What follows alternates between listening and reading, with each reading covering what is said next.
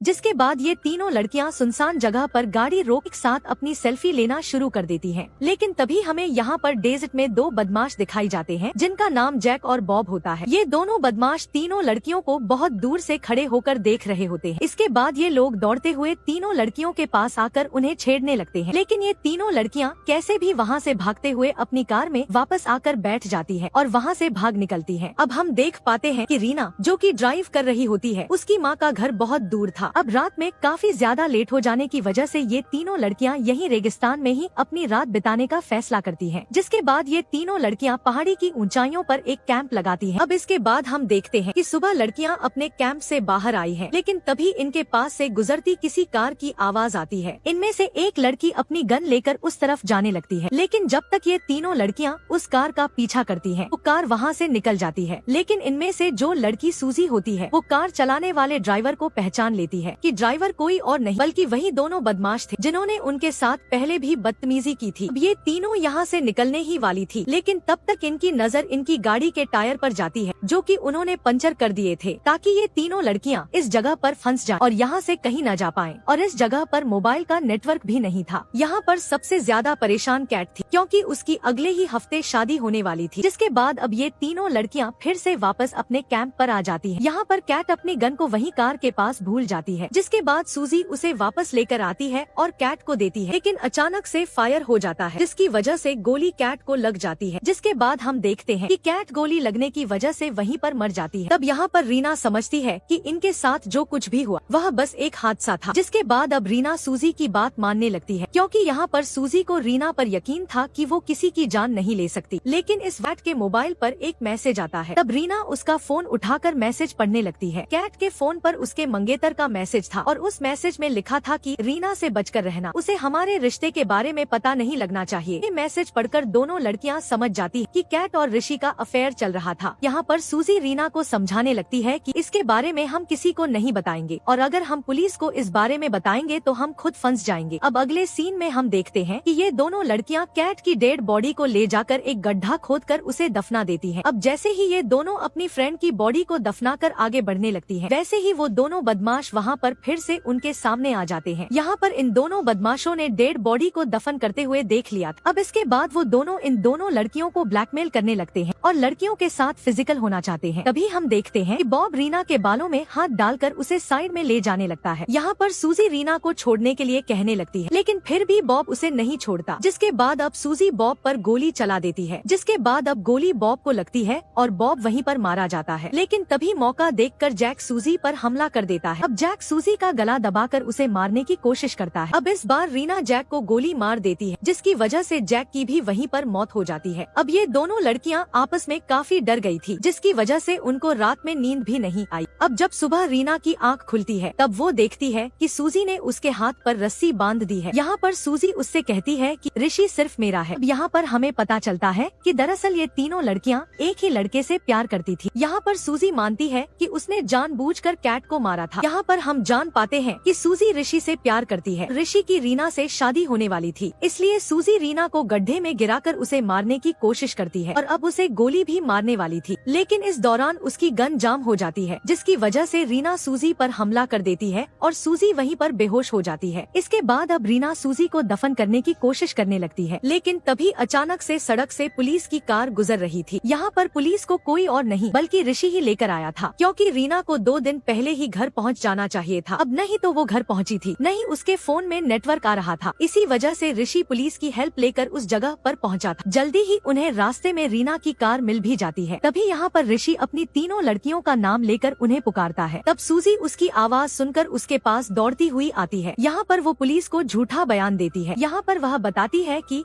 रीना और कैट रात में बाहर गए थे, लेकिन वे लोग अभी तक वापस नहीं आए। सूजी का बयान लेने के बाद पुलिस वहाँ से वापस जाने का फैसला करती है। जिसके बाद अब पुलिस वापस जाने लगती है, लेकिन तभी अचानक से रीना को होश आ जाता है और वो पुलिस की गाड़ी को वहाँ से जाते हुए देखकर वहाँ से फायर करती है। उसकी फायरिंग की आवाज को पुलिस सुन भी लेती है और रीना को वहाँ पर खड़े हुए देख लेती है। तब यहाँ पर रीना पुलिस को सच्चा बयान देती है। यहाँ पर वह सब कुछ बताती है। सूजी ने कैट को भी मार दिया और वो मुझे भी मार डालने वाली थी, लेकिन मैं कैसे भी बचकर निकली हूँ। इसके बाद हम देखते हैं कि रीना और ऋषि दोनों घर की तरफ निकल जाते हैं। तभी रास्ते में एक पेट्रोल पंप पड़ता है, जहाँ पर रीना फ्रेश होने के लिए जाती है। है, लेकिन जब वो वापस आती है तो ऋषि को बेहोश पाती है। दरअसल रीना ने ही ऋषि के पानी में बेहोशी की दवा मिलाई थी, क्योंकि वो ऋषि को शक कर रहा था। जिसके बाद अब रीना ऋषि के दाहिने हाथ में वैसी ही कट देती है जैसी कैट को देती थी, ताकि सबको लगे कि उसने आत्महत्या कर ली है। अब इसके बाद रीना पुलिस को फोन करके बोल देती है कि ऋषि ने सुसाइड कर लिया है।